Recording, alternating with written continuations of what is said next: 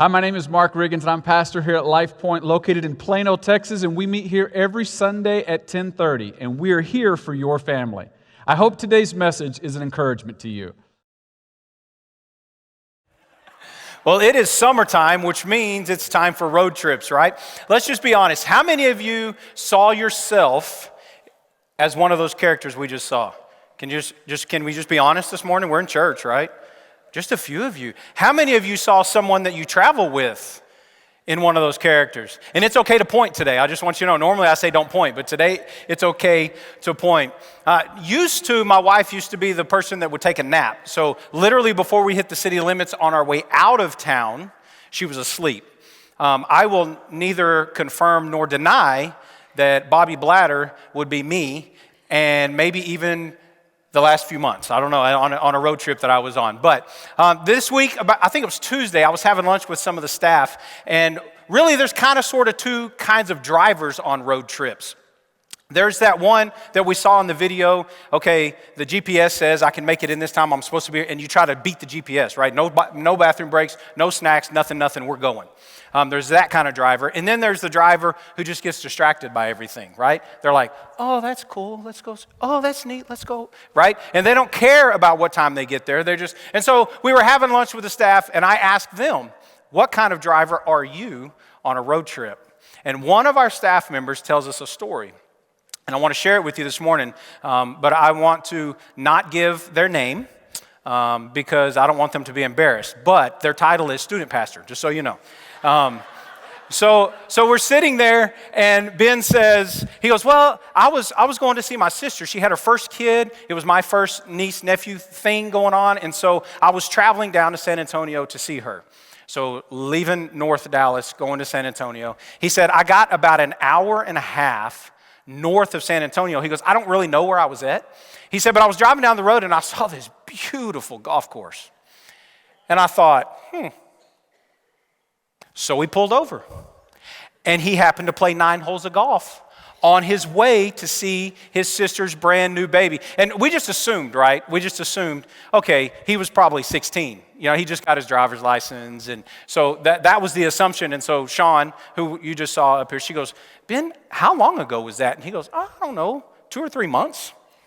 Who does that? Who stops and plays golf on the way? Anyway, so road trips can be fun, but road trips really are nothing more than the time in between, right? In between our destination, in between our starting point and our finishing point. It's that time in between. And when we look at it that way, sometimes the in between is incredibly uncomfortable. A few weeks back, our boys came to visit us, and we were going to go to this go-kart racing track thing. And my wife's vehicle seats 5 people. Well, there was 5 of us, my oldest son, Caleb, my youngest son, Joshua, and our other son, Jack. And so we were fighting who was going to sit, guess where? In the middle. Do you know why? Nobody wants to sit in the middle, right? It's very uncomfortable. No one likes the in-between. But what about life? Many times in life, not just road trips, but many times in life, we find ourselves in the in-between. And most of the time, we do like we do on a road trip, we just kind of put it on cruise control, right? Because it can be uncomfortable. It can be almost like a waste of time. Some people like to sleep during a road trip because they're like, man, if I close my eyes and open my eyes, then it's over. Like, I don't have to put up with it. No one wants to do that. That in-between time in life. And that's what we're going to talk about today, are the in-betweens, because many times we believe that when we're in between, whether it's in between relationships, maybe it's like right now, summer in our culture is an in-between time, in between the spring semester and the fall semester for parents, for kids, students, those types of things. Maybe we're in between vehicles. Maybe you're in between houses, right? It's a great housing market to sell in right now, not so great of a housing market to buy in right now. And that is where I find myself right now. We're in between. When we came here just over a year ago, we did not sell our home in Odessa because we have one of our boys is still living there. And so this is what we decided to do in the meantime. This is where we live. We bought a camper. And can I tell you that we're perfectly okay with this, but this changes the way we do life. Sometimes it's uncomfortable. Someone just asked me just a few minutes ago, so on a really hot day, how does your camper work? Like, how does it keep up? And I said, it's about 20 degrees cooler in the camper than it is outside. And so when it's 105 outside, it's 85 in the camper. And so sometimes it can be uncomfortable. But this is the thing. I know, and I'm okay with this because it's in between. It's not going to last forever. And today, what we're going to do is we're going to look at a story in Acts chapter 3. So if you have your Bibles, you can turn to Acts chapter 3. I will put the story on the screen, but I just want you to know throughout the talk, I will refer back to it, and I will not put it on the screen. So if you want to refer back to it as I go through Acts chapter 3. If you don't have a Bible, there are some close to you in the seats. If you don't own a Bible, you can take one of those home. We would absolutely love for you to have it. And the reason I want to look at this story is because about a year ago, when I was reading through this story, I knew the story, but what I realized for the very first time, and I'll point it out as we read through it, is this entire story happens in between destinations, in between the knowns, in between whatever you want to call it. The whole story happened in between. And that makes me look at the story a little bit different today. Okay, so if you want to turn to Acts 3, if you're there, we're going to start in verse number 1. One day, Peter and John. Now, let me just stop right now. We're going to look at 3 characters today: Peter, John, and a guy named Fred. Okay, Fred's name is not mentioned in this story because he wasn't given a name. And I'm pretty simple, and I can remember Fred. So 3 people. Peter and John are disciples of Jesus. They're one of the very first followers of Jesus. And so they got to hang out with Jesus while he was on earth. So this is who that is. One day, Peter and John were going to the temple at the time of prayer at 3 in the afternoon. Now, a man who was lame from birth, Fred, this is going to be Fred from now on, okay? Because a man lame from birth gets tiresome when you say it over and over and over. Now, a man lame from birth, Fred, was being carried to the temple gate called Beautiful, where he was put every day to beg from those going into the temple courts. Next one. Thank you. When he saw Peter and John about to enter, okay, understand, when he saw Peter and John about to enter, they're not to their destination yet. They are in between where they left that afternoon and where they were going, the temple. When he saw Peter and John about to enter, he asked them for money. Peter looked straight at him, as did John. Then Peter said, "Look at us."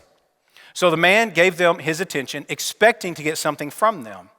Then Peter said, "Silver or gold I do not have, but what I do have, I give you. In the name of Jesus Christ of Nazareth, walk." Taking him by the right hand, he helped him up. And instantly the man's feet and ankles became strong. He jumped to his feet and began to walk. Then he went with them into the temple courts, which is really cool because he never got to go there before. Into the temple courts, walking and jumping and praising God. When all the people saw him walking and praising God, they recognized him as the same man who used to sit begging at the temple gate called Beautiful. And they were filled with wonder and amazement at what had happened to him. And then verse 11 says, while the man held on to Peter and John.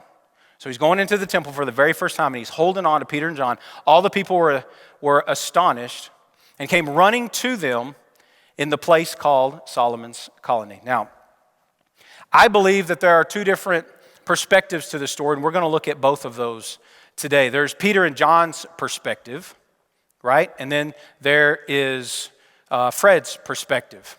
But the question that I want to answer today is this: what do we do with the in-between? What do we do with the in-between? Remember that the in-between is uncomfortable. No one wants to sit in the middle kind of thing. And sometimes we just put it on cruise control and just kind of wait until we get to our destination to have fun or to do whatever. So what do we do with the in-between? Now, I want to look at Fred's perspective first. And I believe he teaches us 6 different things that we can learn today. And so we're going to look at all of those. And then we're going to look at Peter and John's perspective, and then we're going to go back and apply it, okay? So that's what we're going to do today. Number 1 that we can learn from Fred: do what you can. I want you to see what the story doesn't say. The story doesn't say that Fred is sitting at home griping about what he can't do because his legs don't work. That's not what he was doing. Fred knew that he needed money to help provide for himself or his family. We don't know if he was single or had a family. We don't know any of those things, any of those details about Fred. But what we do know is that Fred was doing what he could do. He's like, man, I don't have the ability to be a carpenter or whatever the occupations there were in those days. I can't do that. But what I can do is I can have someone help me to the temple gate beautiful, and I can sit there and ask for money, and that will help me or help my family, whatever the case may be. Now, many times when we are in between, you and I just don't know what to do. And that's a reality. But let me just add this to this point. When you don't know what to do what you know to do. And I know that sounds weird, like it doesn't make sense, but it does make sense. When you don't know what to do what you know to do. When you're in the middle, there are many things that you know to do. Just like Fred, there's many things. Man, I don't know what to do in order to earn money, but what I do know is I can ask for help. And so I'm going to get somebody to get me to the temple so I can ask for help. When you don't know what to do what you know to do. So do what you can. Focus on what you can. Number 2, surround yourself with the right people. Now, in Fred's day, his legs didn't work, okay? And the belief was, the thought process behind that was he had done something wrong in order to deserve it, or his parents had done something wrong in order for him to deserve it. So he was considered unclean, which means no one was supposed to be around him, no one was supposed to touch him, no one was supposed to speak to him, none of those things. He was supposed to be an outcast. He was an outcast in his day. And yet, somebody, we don't know who, because the story doesn't tell us, but whether it was family, whether it was friends, whether it was neighbors, I don't know, but someone, it said every single day picked him up, which would not be an easy task. To pick a grown man up and carry them however far they needed to carry them, not an easy task. So it was a difficult task, and it was a task that flew in the face of culture because it wasn't even supposed to be around Fred. And yet every single day, someone came and picked him up and carried him to where he needed to be in order to meet his needs, in order to ask for money.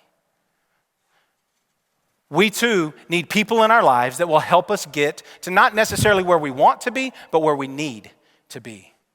Surround yourself with the right people, have the right people in your life. Number 3, what we can learn from Fred this morning.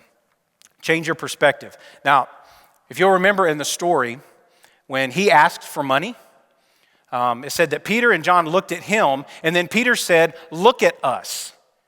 Do you know why Peter had to say, "Look at us"? Well, evidently, Fred wasn't looking at them. More than likely, because of the shame that he carried, he was looking down. And just think for a minute what he would have seen when he was looking down. He would have seen his legs that didn't work. That was Fred's problem. For his entire life, his legs didn't work, and that was his problem. Also, what he could have seen, we're going to call it a cup today, because we know, because he was unclean, in order for someone to give him money, they could not touch him, so he had to have something to receive the money in. It could have been a basket, it could have been many things, but today we're going to call it a cup, just so we're all on the same page. So he could have been looking at his cup, right? He's asked for money, and for the entirety of his life, they've been putting money in this cup, and that helps him meet his needs. And so he's either looking at his problem, or he's looking at what he believes is a solution to his problem. And Peter says, hey, quit looking down, look up. And so many times you and I, especially when we're in the in-between, we're kind of in the unknown, we're kind of off kilter and we're not confident because we're not where we're going, where we want to be. Sometimes we have a problem at looking at our problem. We focus on our problem, or we focus on what we believe is the solution to our problem, rather than focusing on the God who is in control of our problem and the God who is in control of providing a solution. So for us, we need to focus on God, not the problem or what we think is a solution to our problem. We got to change our perspective. Number 4, what else can we learn from Fred? Receive what is given. Now, I absolutely love this part of the story because Fred, remember, has got his cup and he's asking for money.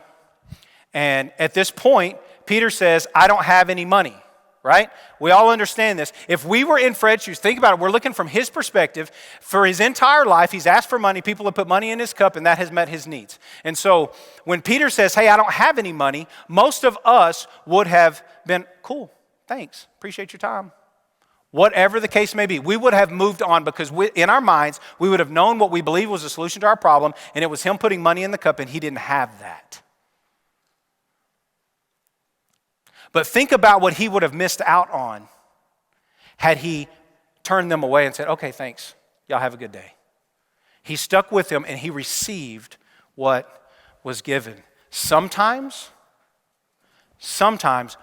what we think we need is so much less than what God wants to give. We get in our minds what the solution to our problem is, and that's exactly what we want, and that's the only thing we focus on. And sometimes God has something different in store, and because it looks different, we never receive it. And you and I have got to receive what God is giving us, because he knows better what meets our needs and what doesn't. So, receive what is given. Number 5, let go of the old and grab onto the new. Now, this one is the most difficult one of all. I will put that out there. I want you to understand I get it. To let go of the old so you can grab onto the new. But think about Fred in his position. He has a cup in his hand. Now, we know because of the culture of the day that he would have held it in his right hand. That was the hand that you did business with. That's the hand of power. And matter of fact, in the Middle East, it's still that way today. You do business with your right hand. So he would have had his cup or whatever it was in his right hand. And Peter, it says, reached down and grabbed him by his right hand. There's absolutely no way that Peter grabs him by his right hand had he not set his cup down. Now understand how difficult it must have been for him to set that cup down. His entire life, he had been carried to the temple. He sits outside the gate and he asks for money to meet his needs. And every single day for his entire life, the one thing that has collected what he needed in order to survive was in his hand. And he had to set it down. And sometimes you and I, we have got to set down, even if God gave it to us in the past, sometimes we have to set it down in order to pick up what he has for us. And I'm not saying it's easy. I'm saying it's the most difficult one of all of the things we're going to learn today. But you only have 2 hands and you can only grab hold of so many things. And if you don't set something down, you will completely miss what God has for you. So we got to let go of the old and grab onto the new. And then number 6, hang on. I absolutely love this in verse 11. It actually goes into another part of the scripture, but I added it on there because it says that immediately when he said walk, that the man's feet and his ankles became strong and he got up and was jumping up and down. But when he went into the temple, the place that he had never been able to go before because he was unclean, now he's healed. Now he can go into the temple. When he went into the temple, he was holding on to Peter and John. Now, why do you think he was holding on to Peter and John? This is what I think. His feet and his ankles became strong, so he had the strength to stand up. But he had never stood before. He had never stood up, which means his legs weren't ready to do it on their own. And sometimes God blesses us so big that we better hang on or we're not going to be able to keep up. And that's what happened with Fred. Now, that's his perspective, but there's another side to this. There's the side of Peter and John. Now, remember Peter and John, what it said in verses 1, 2, and 3. They were just going to the temple one day. They were going at 3 o'clock in the afternoon, and they were going to pray. Peter and John, this was not like a holiday, like some people would go to church at Christmas and Easter or whatever. It wasn't something special. It was just an ordinary day that Peter and John were doing what they would normally do as good Jewish boys. They were going to the temple to pray at 3 o'clock in the afternoon. And on the way, they were faced with this guy named Fred. Now, they weren't to the temple. They were on their way to the temple, but they were faced with this guy named Fred. Now, realize that Jesus has already come to earth. He had already had his ministry done, and Peter and John were part of that for several years. And then Jesus died on the cross, and then he came back to life, talked to his disciples, and then he went to heaven. Okay? That's where we are.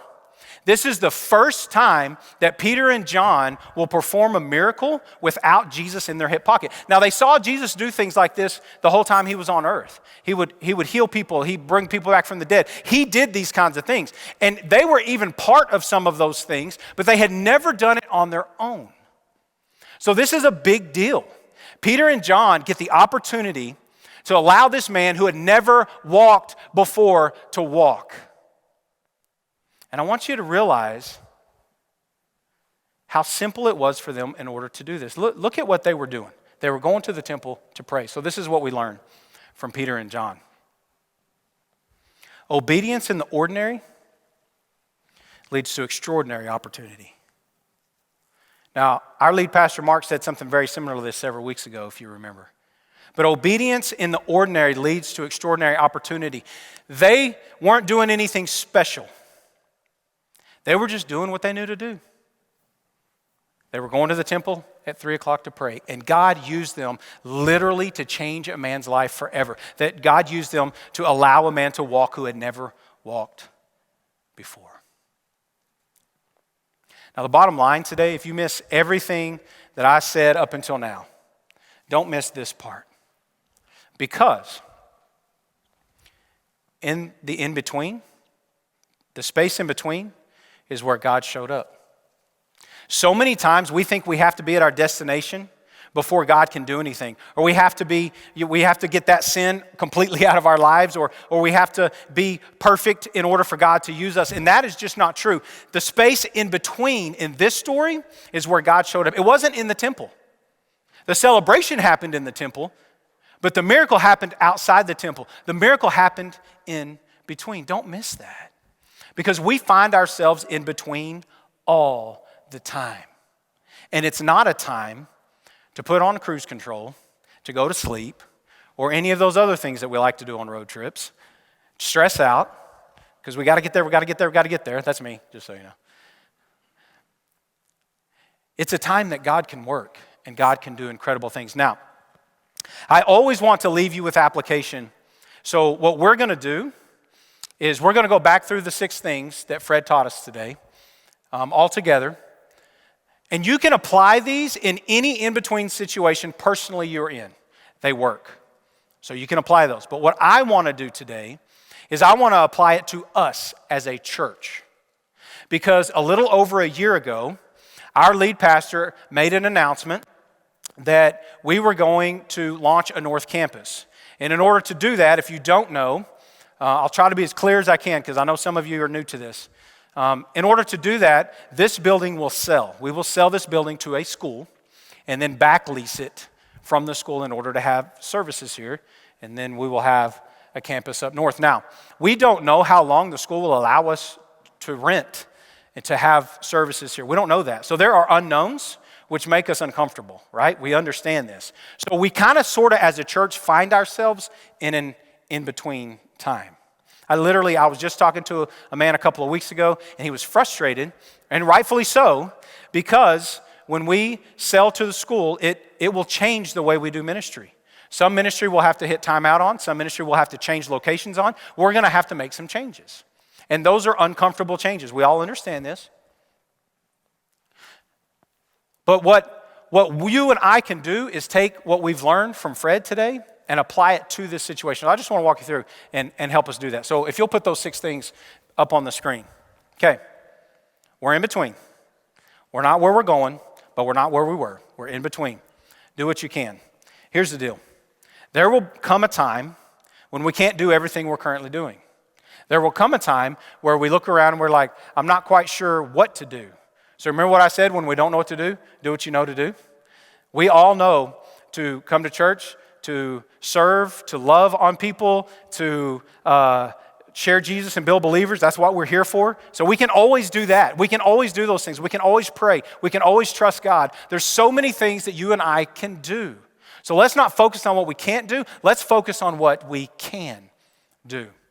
Next, surround yourself with the right people. Now, I'm gonna say something with as much love and as much grace as I know how to. But with truth. If you have surrounded yourself with people who can only see the fact that things are changing and they don't like change. Or if they can only see that some of you didn't even notice that some of the pews are gone out of the back of the auditorium. If that's the only thing that they can focus on, the only thing that they can see, you have surrounded yourself with the wrong person, the wrong people. Because remember in our story who Fred surrounded himself with? He surrounded himself with people who could get him to where he needed to be. And we must surround ourselves with people who are going to help us as a church get to where we need to be. Change your perspective. You and I are really, really good at this because we live in the best country. I know there's all kinds of conflict in our world right now, but we still live in the best country in the world. And we normally get what we want, when we want, how we want. But when a problem arises, because we are so self-sufficient, you and I do one of two things. We either focus solely on the problem in order to fix it ourselves, or we focus solely on what we believe is the solution to the problem. And what did we learn from Fred today? Sometimes what God has for us is just better. So we need to focus on God, who is the solver of our problem and the provider of our solution. Change your perspective and then receive what is given. Again, this won't mean, in this actual scenario, won't mean a lot to some of you, but it means the world to me because I think I know better than anyone else, and I'm kind of arrogant sometimes when it comes to, I believe I know what we need. Like I have a picture of it in my head. And so if God provides something else, I'm going to struggle because I think I know what the solution is. But the fact of the matter is God always knows best. Always. So receive what is given. Let go of the old to grab onto the new. Now this one, I told you, our first time through is incredibly difficult. And I want to say again, I understand. It's like when you go to wherever you go to get a new phone, right? And they save all your stuff in there and they go to hand you your new phone, but in order to get your new phone, you have to sit down your old phone. But you don't understand. Do you know what this phone's been through with me? I mean, it's been on vacations, and I filmed my child's birth, and I did all of these things. Do you understand what I've been through with this phone? Like, it broke, and I took it, and I got it fixed, and I spent a lot of money getting it fixed. And we've had lots of good memories and good time. And I know some of you are laughing, but that's exactly where we find ourselves when God is asking us to take a step forward. Sometimes we have to take our old phone, hand it to the person at the store, get our $100 or whatever they're going to give us as a trade-in in order to grab a hold of our new phone. And we're going to have to let go of some things that we've been holding on to for a really long time. Remember Fred? His cup had been the solution to his problems and met his needs his entire life. Not part of his life, his whole life, and he had to put it down in order to receive what God had. You and I are going to have to let go of some things. And it's not going to be easy, it's going to be hard. And then hang on. I believe God has some incredible opportunities in front of us if we'll just be obedient in the ordinary. He has some extraordinary opportunities in front of us. I believe so much that God is going to bless and God is going to do incredible things that about a year ago, I asked my wife to move out of her home, leave her dogs and the son that was still at home behind, and get into a camper in order for us to be a part of what God is going to do here. I believe it, and I hope you do too. But the fact of the matter is there's many things that we have to do in the in-between. And I don't believe that God is going to wait until we get everything all lined up perfect in a row before He starts blessing. He's already blessing. God's already moving. And in this in-between time, if we will just do the things that we've learned from Fred and be obedient in the ordinary things, God has incredible opportunities for you and for me. Because the space in between, it's where God showed up. And I believe He's still showing up today. Would you pray with me today? God, I'm so grateful to be here. And I'm grateful for the truths that we can we can find in your word. Thank you for this story that the author gives all of these details to, that we can just pick apart and apply to our lives. God, whether we're in between relationships or jobs or whatever, we can still apply these same truths. But as a church today, God, together, corporately, we can apply these truths. And God, some of these things are really, really, really, really, really hard to do for us. And so, God, what I'm asking you to do, I'm asking for every individual, whether they're in this room or they're at home online, God, that we would walk through these 6 things over and over and over in our mind, and how do we apply them, and then apply them to our lives. Because God, I truly, truly believe you have extraordinary opportunities in front of us. But God, there's some steps we have to take on our end in order to receive those.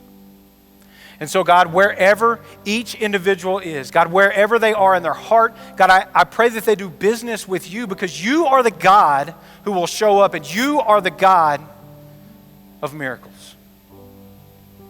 And so God, I just ask that every person would search their hearts.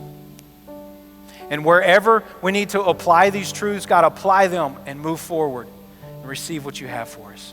Because God, I believe, again, you have extraordinary opportunities ahead of us. So God, use us in a way that only you can. God, would you just help us be who you want us to be? Nothing more, nothing less.